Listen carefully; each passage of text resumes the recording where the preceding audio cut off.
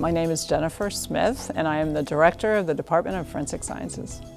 So I'm from a small town called Eaton, Ohio, in the southwestern corner of Ohio. So I went to Penn State University and got a degree in biochemistry.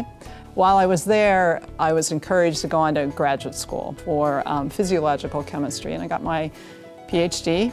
And I went to what was called Federal Recruiting Day, and I met an FBI agent, and he talked me into applying to the FBI, not just to work in the laboratory, but to actually become a special agent. In 1986, when I applied, you had to be an agent if you wanted to work in the FBI laboratory.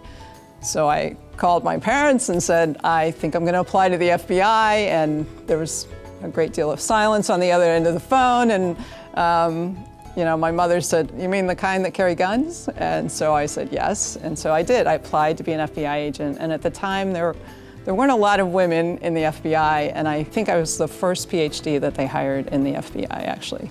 So I went down to Quantico, got through Quantico, went to Baltimore field office. That was my first assignment. And then I got a call about 4 years after working in Baltimore to come to the laboratory. So after all those years, I finally was going to get to go to the FBI laboratory. And after 9/11 occurred, took an assignment at the CIA for 4 years. Came back to the FBI after that, retired, thought I was going to take a great academic job. I went to Penn State and was a professor there in the Department of Forensic Sciences. And a few months ago, I got a call from a colleague of mine, and it's been a great adventure ever since. We have a lot of decision makers here in the city. We have individuals who need to determine who's responsible for committing a crime.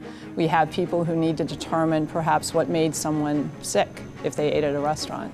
So these are critical decisions that can be supported by good science. So my vision is our laboratory provides that science as quickly as possible, and as, in a sense, not wasting the taxpayers' money. So we're trying to be very efficient and effective. My other vision also is to make sure that it's a very collegial place to work. We have this beautiful laboratory building, but it's really about the people inside the building. And so I want to have good scientists there. I also want them to feel like they can enjoy the experience that they're having.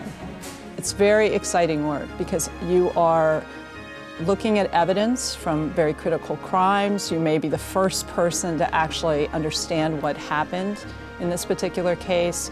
You're helping give resolution to victims if you're able to identify the person who is responsible for that criminal act.